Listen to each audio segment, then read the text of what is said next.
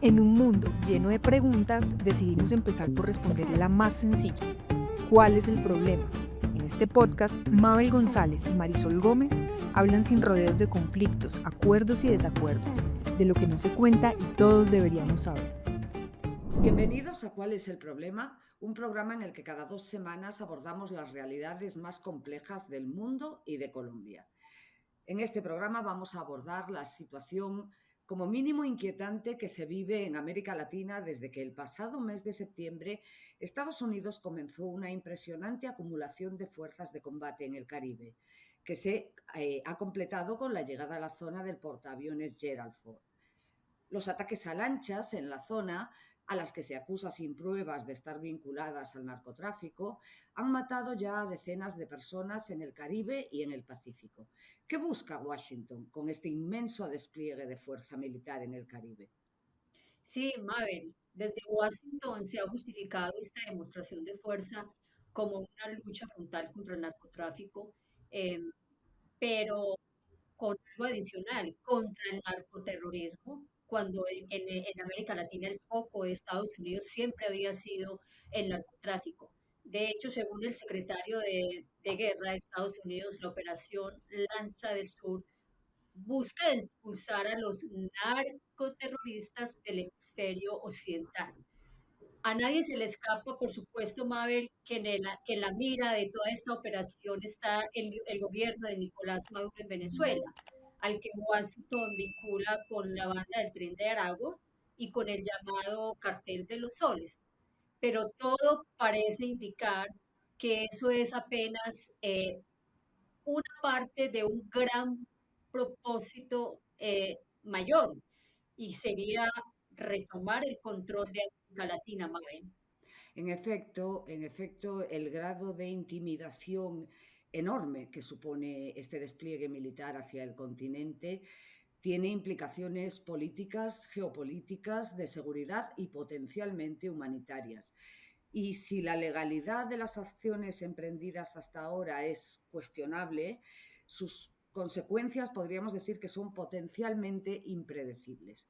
Ya se habla, por supuesto, del regreso de la doctrina Monroe, durante la cual en el siglo XX Estados Unidos promovió en la región golpes de Estado, regímenes militares, invasiones y otras formas de intervención. Sí, efectivamente, Mabel, hay que recordar los golpes de Estado patrocinados por Estados Unidos en Chile, en Guatemala. América Latina efectivamente volvió a ser el centro de atención para Estados Unidos después de muchos años, y después de que estuviera centrado básicamente en la guerra contra el terrorismo internacional. Solo que el gobierno Trump está haciendo esto de muy mala manera en América Latina. Durante este año la región ha sido objeto de aranceles, deportaciones masivas, injerencias políticas directas y ahora amenazas militares, Mabel. Así es.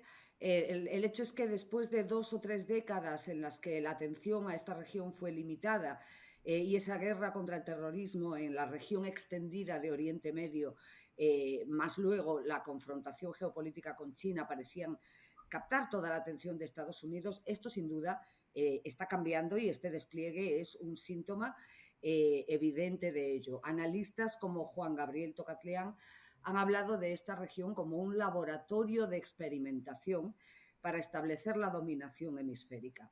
En definitiva, para hablar de estos temas tenemos con nosotras hoy a una voz extraordinariamente cualificada, Carolina Jiménez. Carolina, bienvenida. Carolina es la presidenta de WOLA, la oficina de Washington para Asuntos Latinoamericanos. Tiene más de 20 años de experiencia de investigación en América y en todo el mundo en temas de derechos humanos, de paz y seguridad. Y WOLA es una institución que lleva décadas monitoreando la situación de este continente, incluyendo la guerra contra las drogas y sus impactos. Y la guerra contra las drogas, como vemos, es uno de los argumentos que se usan hoy para este despliegue militar. Perdón. Carolina, bienvenida a ¿Cuál es el problema? Gracias por estar con nosotras. Y Bienvenida. tenemos que empezar por la pregunta más obvia y creo que quizá la más difícil.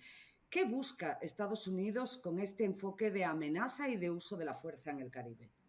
Bueno, primero déjenme darles las gracias por la invitación a este podcast que desde que se inició me dio, y te lo dije, Mabel, muchísimo gusto ver a un podcast liderado por dos mujeres con la trayectoria que ustedes tienen. Es una gran pregunta porque obviamente desde el día uno que comenzamos a ver este despliegue militar, que posteriormente se convirtió mucho más que en un despliegue militar para volverse ya en un despliegue militar acompañado de ataques militares, ¿no? Que son dos cosas distintas a partir del 2 de septiembre, cuando vimos el primer ataque con un número de 11 fallecidos, que ya hasta este momento se ha elevado a 83, con un total de 21 ataques. Estados Unidos ha mantenido lo que uno podría decir un talking point, ¿no? Un mensaje del que no sale, ¿no? Que es la lucha contra las drogas.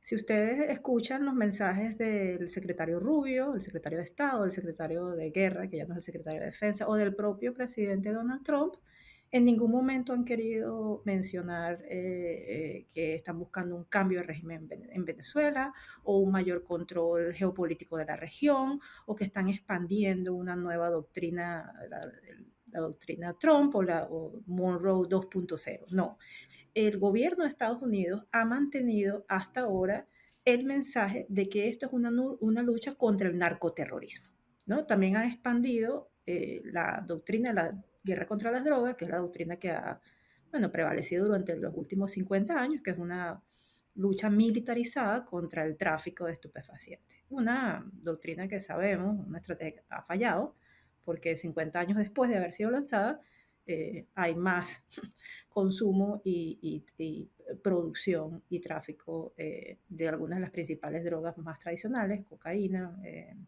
heroína, etcétera, a lo que se suman nuevas drogas tremendamente letales como el fentanilo. Obviamente, la primera pregunta que tenemos que hacernos es cómo si de verdad están luchando contra el narcotráfico, hay un despliegue militar de este tipo que va mucho más allá de lo que se necesitaría para atacar las supuestas narcolanchas. No se necesita tener al portaaviones más grande del planeta, el más sofisticado y más avanzado tecnológicamente en aguas del Mar Caribe para atacar pequeñas embarcaciones, ¿no? Número uno. Número dos, realmente sabemos que lo que ha más o menos ayudado o aportado algo a la lucha contra las drogas es la intercepción, ¿no? De los botes y los diferentes métodos de transporte de diferentes tipos de drogas en las que se puede, uno, ver qué tipos de drogas hay, de dónde vienen, pero segundo, se puede detener a las personas que vienen allí y por lo tanto extraer inteligencia que permite comprender cómo se manejan las redes, quiénes son los cabecillas, etc. Y tercero, algo que tiene que ser importante en cualquier democracia, que es respeto al debido otro proceso. Eh, Precisamente, Carolina, por lo que está diciendo, efectivamente Venezuela, Nicolás Maduro dan pie a todo este despliegue y luego operaciones militares, como usted bien dice, pero escuchándola me da la impresión de que usted cree, como varios analistas ya, de que eh, der- el derrocar el régimen chavista es apenas un parte de una apuesta mucho más amplia, controlar la región, controlar América Latina. ¿Lo ve usted así? Bueno, yo sí creo que no puede subestimarse la relación Venezuela-Estados Unidos en esta estrategia específica que empieza en septiembre, ¿no? Eh, Sabemos que hay que pensar en Trump 1, ¿no? La política exterior de Estados Unidos hacia América Latina también estuvo muy marcada por la relación Estados Unidos-Venezuela, ¿no? Y se dio todo lo que fue el gobierno interino de Juan Guaidó, el reconocimiento de Guaidó por muchos países, etcétera. Entonces sí hay digamos que un negocio no terminado, ¿no? Como diría el propio Trump, unfinished business. Y creo que la presencia de Marco Rubio, el primer hispano secretario de Estado de la Florida, de la línea dura contra lo que él llama los países comunistas de la región, también influye mucho en esta estrategia. Entonces, no hay que subestimar esa apuesta que ha tenido el gobierno de Trump en su primera administración en esta de sacar a Maduro del poder. Pero efectivamente, también hay una muestra de fuerza impresionante por parte del gobierno de Trump, que además va más allá del despliegue militar. O sea, hemos visto en 11 meses, y déjenme decirles, yo que vivo en Washington, 11 largos meses, que la política exterior de Trump está muy ligada a su política interna en al menos dos prioridades: la migración y la seguridad. Y tanto la migración, perdón, como la seguridad, que son dos de sus grandes obsesiones domésticas, están íntimamente ligadas a América Latina. El 85% de los 11, 13 millones de personas latinoamericanas, perdón, de personas indocumentadas, es decir, de migrantes indocumentadas, vienen de América Latina. Entonces, la migración, que es uno de los grandes temas de agenda doméstica, está íntimamente ligada a América Latina. Y la segunda gran agenda doméstica, que es la seguridad, que se enfoca mucho en el tema de control de drogas, está también íntimamente ligada a América Latina, porque el 67% de las drogas, de la cocaína, se produce en Colombia, el resto en Bolivia y Perú principalmente, y luego tienes que todo el fentanilo, o casi todo el fentanilo que entra al país, proviene de ser manufacturado en México. Entonces, esto hace que América Latina, para bien o para mal, en este caso para mal por la manera en la que la Casa Blanca conduce las relaciones, esté siendo una prioridad o casi una extensión de la agenda doméstica de la administración Trump en su segundo periodo. Muchas gracias, Carolina. Es una situación bien preocupante. Voy a detenerme un momento dentro de este marco de extensión de la política doméstica hacia la región y lo que quedó pendiente, el unfinished business de la primera administración Trump hacia Venezuela. Voy a detenerme en esta situación que por días parece como concretarse de que va a haber algún tipo de intervención, pudiera ser limitada, pero de carácter militar hacia Venezuela. Tengo que decirte, para los que vivimos la invasión de Irak en el año 2003,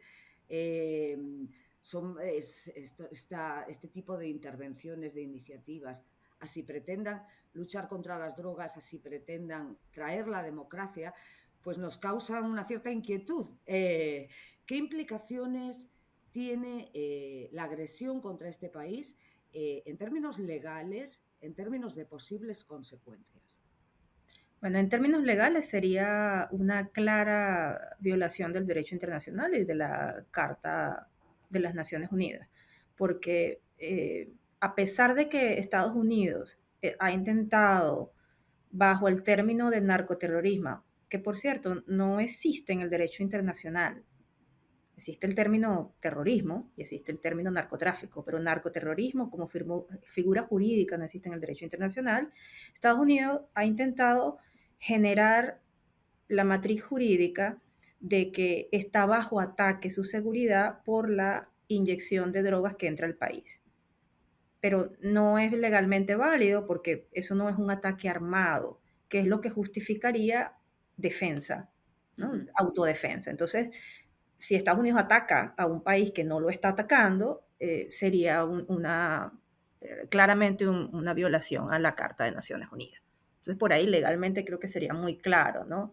La violación del derecho internacional. Pero aparte de eso, yo creo que uno de los grandes problemas sería obviamente el efecto sobre el país atacado, que en este caso sería Venezuela, ¿no? Yo sí quisiera dejar claro que para Venezuela esto es un dilema muy trágico, ¿no? Porque hay que reconocer, y esto es importante que se diga, también hay que hablar desde dentro de Venezuela. Venezuela vive desde hace muchos años una tragedia humanitaria bastante reconocida, que inició antes de que Estados Unidos impusiera sanciones sectoriales, pero que se profundizó con las sanciones económicas de Estados Unidos. Pero además vive bajo un régimen muy cruel y muy represivo, y eso está plenamente comprobado, tiene una investigación abierta ante la Corte Penal Internacional y ahí están los informes de Amnistía Internacional, Human Rights Watch, etc.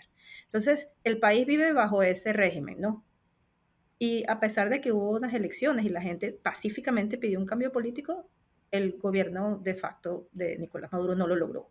Pero ahora viene el presidente Trump a decir que puede llevar la democracia al país, cuando creo que, honestamente, y aquí quiero también ser como muy honesta, es muy poco creíble que Estados Unidos bajo esta administración tenga como prioridad democracia y derechos humanos, ¿no?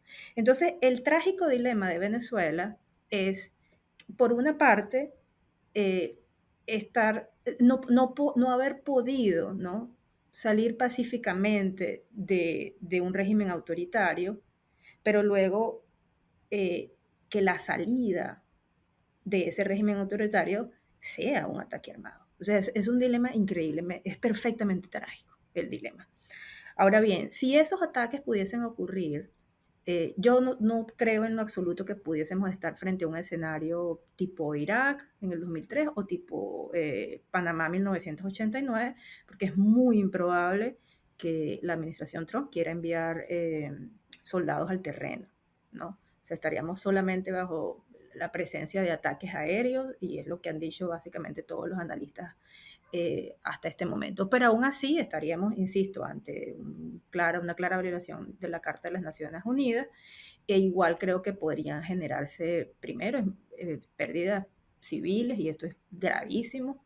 Esto no es cualquier cosa que haya un ataque militar contra un país en donde haya pérdidas civiles, pero creo que no hay claridad hasta este momento de cómo reaccionarían los grupos de poder en el país. Y esto creo que es lo que sería más importante analizar. ¿Qué harían las Fuerzas Armadas venezolanas? Porque Nicolás Maduro es profundamente impopular y es un civil, y yo siempre digo, es de los pocos civiles con poder en Venezuela.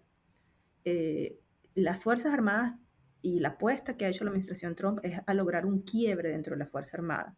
Pero hasta ahora, y hay que decir que la información dentro de Venezuela es bastante opaca, no se ha visto que haya defecciones del círculo de la Fuerza Armada que apoya a Nicolás Maduro. Entonces, si eso sucede, ¿estaríamos frente a un quiebre o estaríamos aún peor frente a un fortalecimiento más fuerte aún, ¿no?, de ese círculo que protege a Nicolás Maduro, y que además entonces comenzaría a reprimir aún más a la oposición, a la sociedad civil, etc.?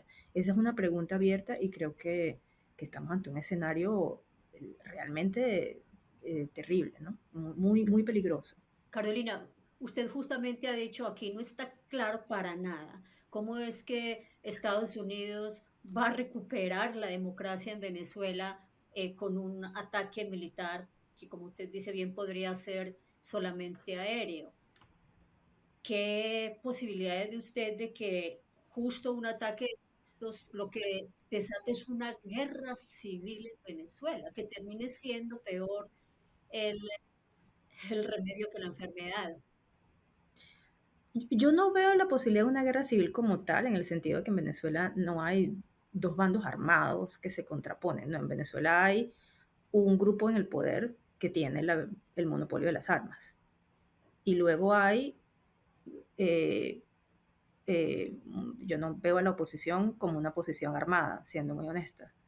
Y la sociedad civil, mucho menos, está más desprotegida que nunca, ¿no? Y los venezolanos también. Entonces, una guerra civil como tal, como la que hemos visto en, no sé, Libia o Afganistán después de las intervenciones armadas extranjeras, no la veo en Venezuela.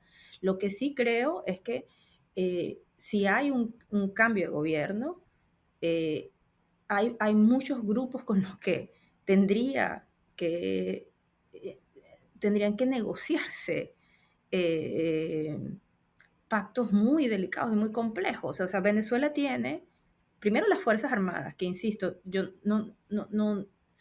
a mí todavía no me queda claro cuál es el quiebre que se está generando allí. Segundo, en Venezuela por muchos años se ha fortalecido a grupos parapoliciales o paramilitares que se llaman los colectivos, ¿no? Y los colectivos están armados. Nunca he visto un censo, ¿no? Nunca he visto un estudio que nos diga aproximadamente de cuántas personas están compuestas los colectivos. Luego tienes, y esto hay que decirlo con responsabilidad y es bastante complejo, tienes la presencia del Ejército de Liberación Nacional Colombiano en Venezuela. Y si los datos del International Crisis Group son ciertos, en este momento el ELN tiene más miembros en Venezuela que en Colombia. En Colombia se supone que tiene alrededor de 5.000, pero en Venezuela tiene 6.000. ¿Cómo? Y tiene 6.000 involucrados en negocios muy lucrativos. Entonces, yo no tengo idea cómo reaccionarían ese tipo de grupos, por ejemplo.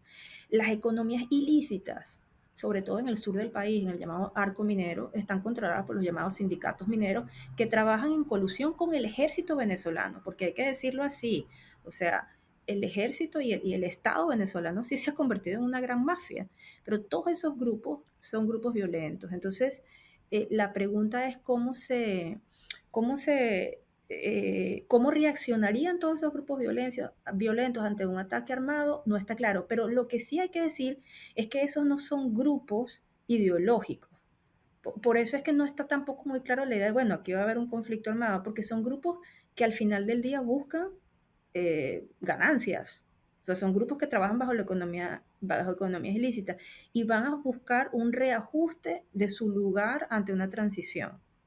Pero cómo van a reaccionar al momento de un ataque y en los primeros meses es una cosa que yo no sé qué tan clara está y creo que es uno de los mayores miedos que tenemos quienes estamos observando esto, ¿no? Es un país que realmente está lleno de pólvora, ¿no?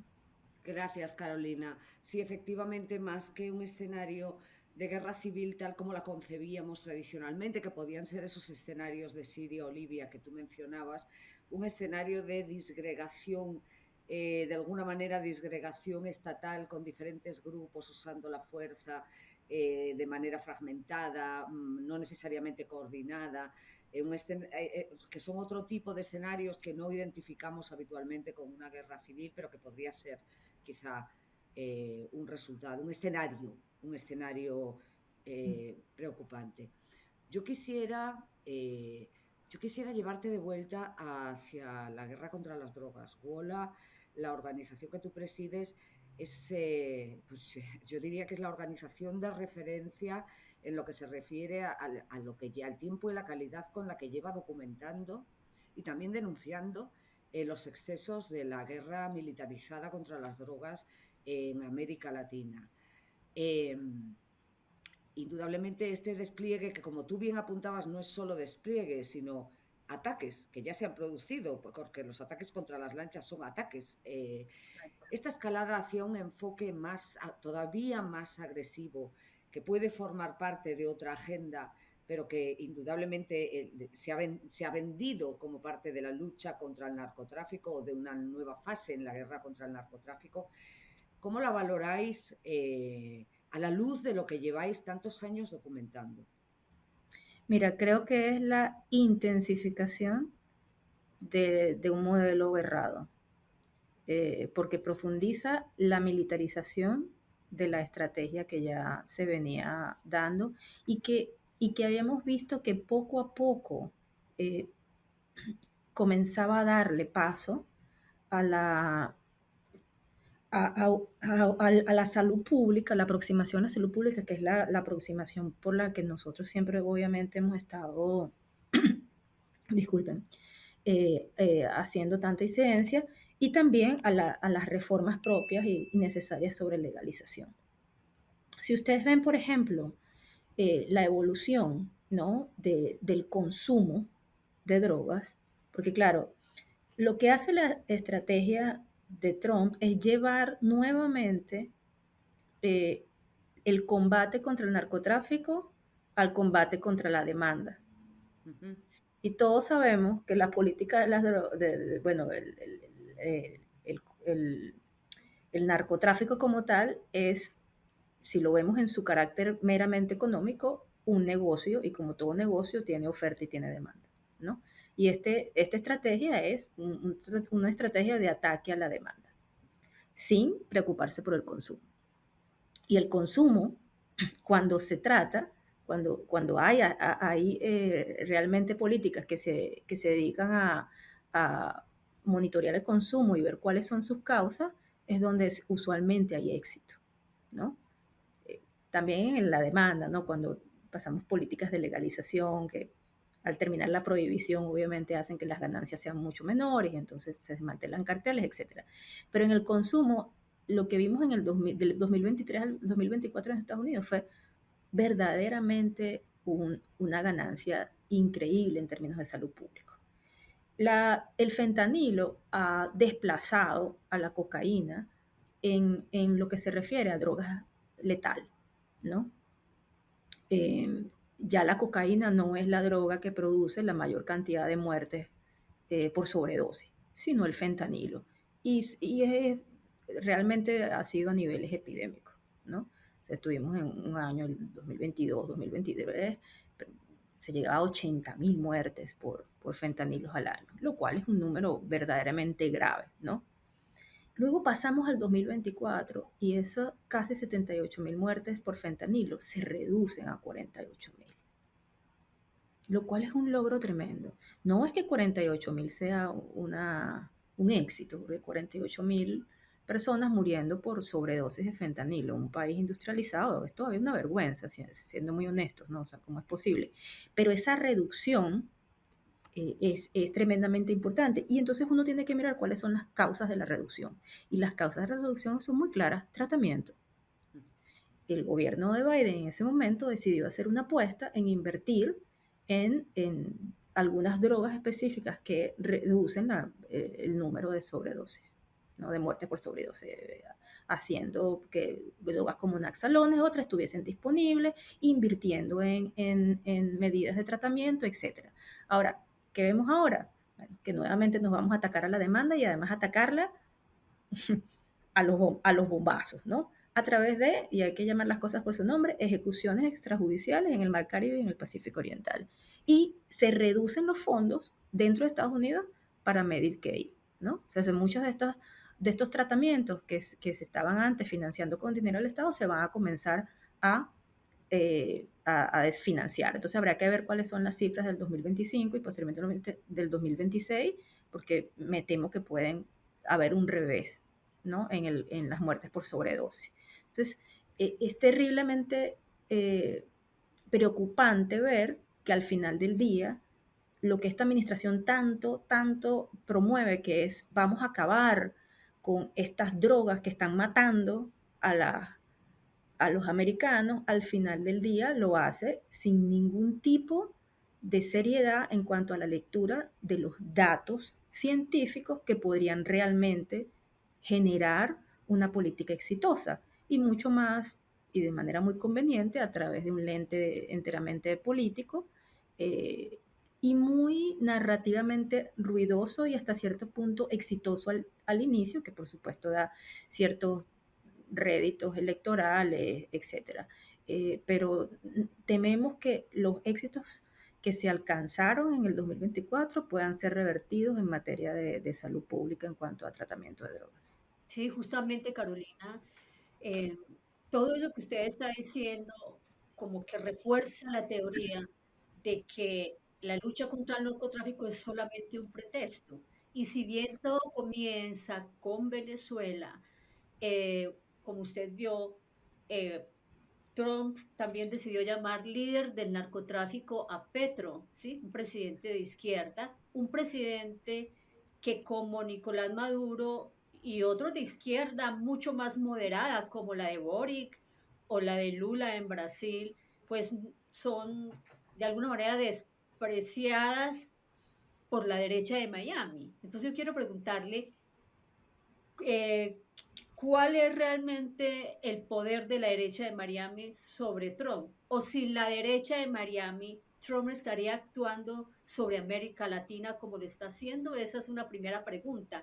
Y una segunda, Estados Unidos luchaba contra el terrorismo a nivel internacional, contra el narcotráfico sobre América Latina, pero ahora lucha en teoría contra el narcoterrorismo, que parece ser la figura que se inventó para justificar pues toda una intervención militar en esta zona del mundo, pero para mí, corrígeme si estoy equivocada, con una clara intención geopolítica. Bueno, yo creo que el tema colombiano es importante verlo también no solo unidireccionalmente. Yo creo que el viaje del presidente Petro a Nueva York, sí influyó bastante, ¿no? En cómo la administración Trump se relaciona con Colombia. Creo que ha sido una relación tensa, o sea, no hay que, vamos a empezar por allí.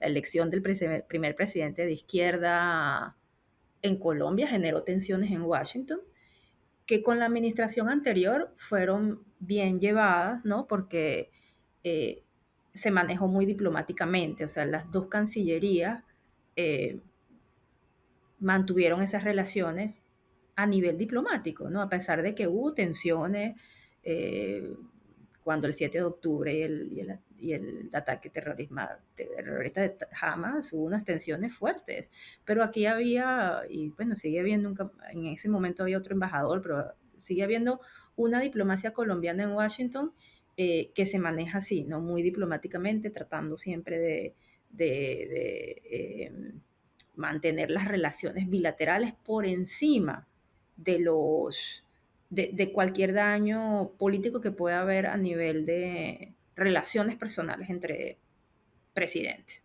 ¿no? Creo que eso obviamente cambió muchísimo con la llegada de Trump al poder y con la posición del presidente Petro sobre temas que son muy sensibles para esta administración, principalmente el tema Gaza-Israel, entre otros. Ahora bien, creo, por lo que yo había monitoreado, eh, el propio presidente Trump no se había referido mucho a Petro, al presidente Petro a nivel personal. O sea, si uno mira las veces que el presidente Petro se refería a Trump y viceversa, había una gran asimetría, ¿no? Y creo que eso cambió mucho con el viaje del presidente Petro a Nueva York y con ciertas acciones que realizó que tuvieron, ¿no? Un impacto en Washington. Ahora, la reacción del presidente Trump a eso es absolutamente desproporcionada a nivel diplomático y es muy grave que el presidente de un país acuse a otro presidente de un país sin ningún tipo de evidencia de ser un narcotraficante. O sea, es un abuso de poder eh, eh, tremendamente claro y yo de hecho creo que me parece bien que el presidente Petro haya tomado acciones legales al respecto. O sea, eso me parece muy grave, pero sí creo que también desde Colombia sobre todo desde la propia figura presidencial, eh, hubiese sido más sensato manejar las relaciones bilaterales de otra manera, ¿no? Con la llegada de Trump al poder, como lo han hecho otros países también de izquierda, y creo que México es el mejor ejemplo. Entonces, allí creo que hay que mesurar un poco eso. Pero la desertificación de Colombia nos parece un asunto meramente político. O sea, y la acusación que hizo, personalizando al presidente Petro como un narcotraficante al presidente Trump, es totalmente un abuso de poder y realmente una grave difamación. O sea, sí creo que hay que llamarlo de esa manera. Sí, también creo que honestamente, la obsesión de la derecha de Miami es con tres países. Es Venezuela, Nicaragua y Cuba. Y esa obsesión se ha mantenido durante años y no creo que vaya a cambiar. Los otros países es en mucho menor medida, ¿no? Y, y, y, y yo veo, por ejemplo, cómo la presidenta mexicana ha sabido sortear de una manera muy, eh, o sea, con mucha complejidad, lo que es una relación bilateral realmente angustiante. La amenaza constante de esta administración sobre México debe ser algo que te quita el sueño todos los días, ¿no? Y creo que el país de España justamente la definió como la diplomacia serena de Claudia Sheinbaum. Ojo, hay que ver también cuáles son las concesiones de México para que esto suceda. Tampoco hay que descartar eso. Pero creo que que se enfoca mucho la derecha, sobre todo la ultraderecha de Estados Unidos en esos tres países más que en otros países de izquierda. Carolina, entonces, a pesar de que en una iniciativa digamos, también de alguna manera novedosa, numerosos cárteles del narcotráfico, grupos del narcotráfico de la región han sido incluidos en las listas de organizaciones terroristas extranjeras. Pero entiendo por lo que dices que esto no estaría abriendo la puerta, digamos, a otras posibles usos de la fuerza en Colombia o en México. No me refiero a Ujú. invasiones ni operaciones militares de gran escala, sino a incluso a medidas limitadas contra áreas de control de los cárteles, pero que en todo caso, en términos de soberanía, serían de una gravedad extrema, pero sí de alguna manera ayudan a mantener ese mensaje de control, a disciplinar a estos gobiernos de alguna manera. No sé Sí, si yo me no, estoy explicando. sí, no, creo que eso es un buen punto de análisis. La designación de carteles la droga como organizaciones terroristas es una manera de justificar legalmente ataques militares que de otra manera serían injustificables. Eh, a las organizaciones criminales se les ataca penalmente, Con la policía. claro, y a través de medidas civiles de control. Las Fuerzas Armadas participan, pero participan principalmente como apoyo. O sea, por ejemplo, en todo lo que ha sido la intercepción por mar de narcolanchas en el pasado, la Guardia Costera era quien tenía, ¿no? El principal rol. Y habían participado, por supuesto, fuerzas navales, etcétera, pero no liderando. Entonces, esto es un cambio. Por eso esa manera de acuñar ese término narcoterrorismo que ya había sido usado en el pasado en Estados Unidos, pero eso es un tema de política interna. O sea, insisto que en el derecho internacional ese término no existe. Ahora, lo que creo que está intentando hacer la administración de Trump con esta idea de que los carteles son organizaciones terroristas es justamente decirle primero, intentar arreglar los papeles, ¿no? Decirle al Congreso, al sistema de justicia, bueno, nosotros tenemos la justificación legal para defendernos, porque estamos siendo víctimas de un ataque terrorista. Y entonces el gobierno tiene que utilizar los métodos necesarios para defenderse, a pesar de que sabemos que las organizaciones como los carteles de la droga son organizaciones criminales, no tienen ningún objetivo ideológico o de toma del poder, lo cual las diferencia totalmente de organizaciones terroristas. Entonces, arreglas los papeles, es decir, intentas dar una justificación legal.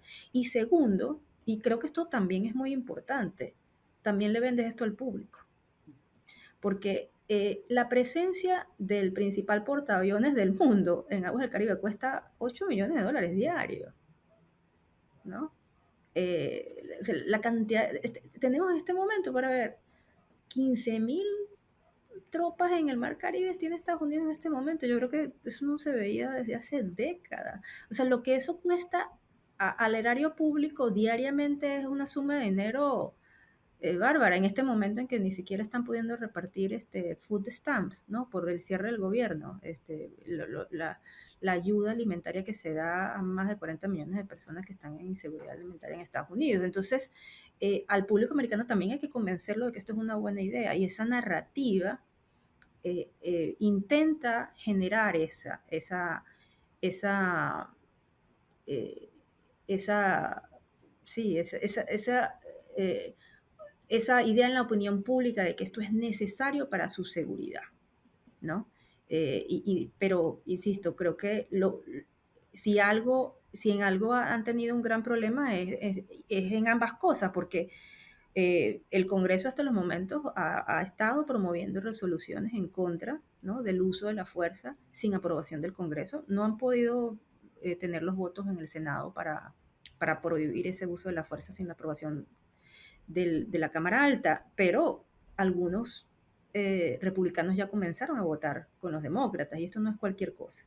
Y lo segundo es que las encuestas comienzan a mostrar una reducción de la aprobación de esos ataques.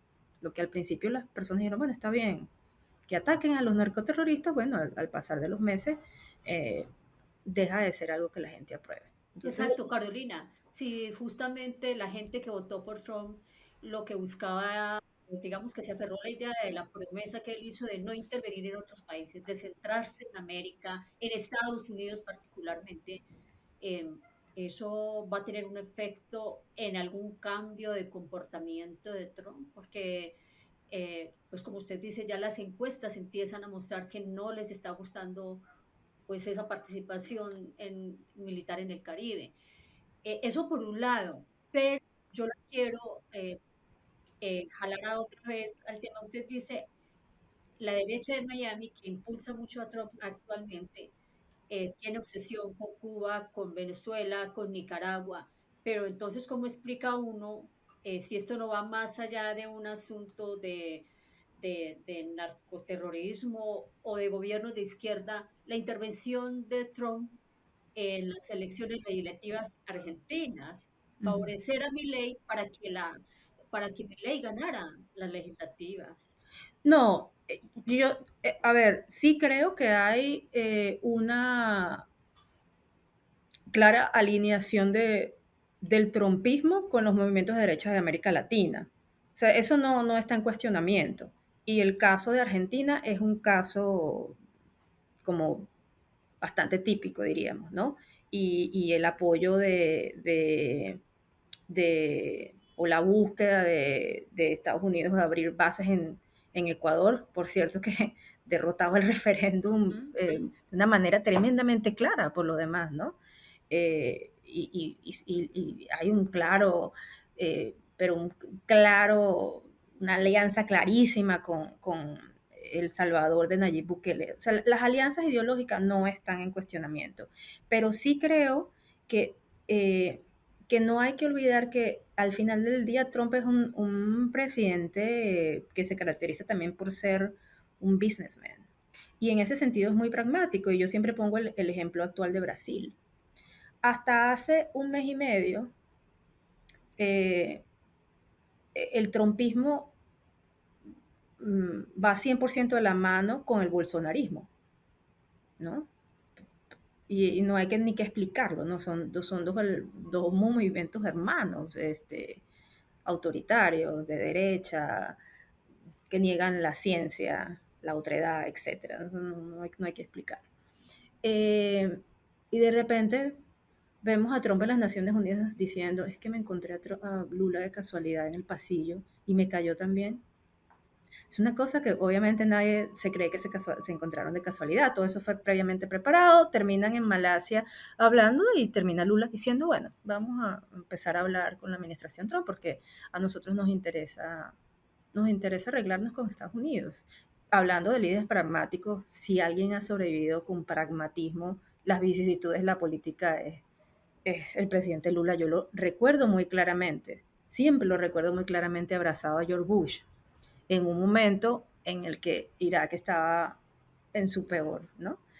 Y hay que recordar esos momentos porque yo sí creo que él siempre ha sido un líder de izquierda, que nadie va a decir que Lula da Silva es un líder de derecha, pero pragmático cuando se trata de salvaguardar los intereses de Brasil. Y entonces yo me pregunto cómo se siente el bolsonarismo con esta nueva relación Lula-Trump. Es una relación frágil, porque no le han quitado las sanciones a los jueces en Brasil, que son unas sanciones absolutamente politizadas, como han utilizado lo que son sanciones importantes como la Magnitsky, que siempre se han usado para perseguir actores corruptos y violadores de derechos humanos en la región, ahora utilizadas para perseguir a un juez en Brasil. Es una cosa realmente que desvirtúa el sentido de esas sanciones. Es decir, muchas de las cosas que tendrían que cambiar para que esa relación bilateral funcione y mejore no han cambiado, pero esos pasos y esas conversaciones que se dieron entre dos presidentes que hasta hace poco eran cuasi enemigos, dan a entender que Trump, si bien él y su movimiento están alineados con la derecha y la derecha más radical de América Latina, también como buen businessman lo lleva su pragmatismo a tomar las decisiones que tiene que tomar. Y creo que de América Latina vemos a presidentes como Lula, pero también presidentes como Bernardo Arévalo en Guatemala, teniendo relaciones bastante, yo diría, mutuamente positivas con la administración de Trump. Y la relación de Claudia Sheinbaum, insisto, para ser ella, ¿no? La primera mujer feminista, una líder de izquierda, etcétera, ella es muy, muy firme en su rechazo a las amenazas de Estados Unidos, pero no es una lideresa que insulte a Donald Trump, que se presente a sí mismo como líder antiimperialista, etcétera. O sea, por eso quiero decir que no me parece tampoco que pueda definirse exclusivamente la política de Trump hacia América Latina como una política solo de alianza con la ultraderecha latinoamericana. Muchas gracias Carolina, por esta participación en este programa en el que yo creo que has iluminado muchísimos aspectos no solo de esta situación del despliegue militar, este coste que mencionabas es impresionante. Gracias por darnos esas cifras, sino también de los muchos elementos que configuran la relación de la administración Trump 2.0 hacia la región, y que hacen que se convierta, como tú decías, no solo en un área prioritaria de política exterior, sino en una extensión de la política interior, a través de las cuestiones de la migración y la seguridad, entendida como tráfico y consumo de drogas. En todo caso, un tema que creo que tendremos que seguir. Se me quedan preguntas, por ejemplo, ¿este despliegue sirve para mostrarle los dientes a China, por ejemplo, que tiene tantas inversiones en esta región, tanta actividad diplomática, comercial, etcétera? Pero creo que no tenemos tiempo y que lo vamos a dejar para el próximo programa, pero gracias, Carolina. Marisol. No, rápidamente yo solamente quiero quedarme con una idea para la audiencia, y es que lo que Carolina plantea es que como un businessman, Trump lo que busca es acabar la tarea en Venezuela, y el gran problema de esto es la incertidumbre sobre lo que va a pasar después de esa operación militar dentro de Venezuela, con la democracia de Venezuela. Gracias, Carolina.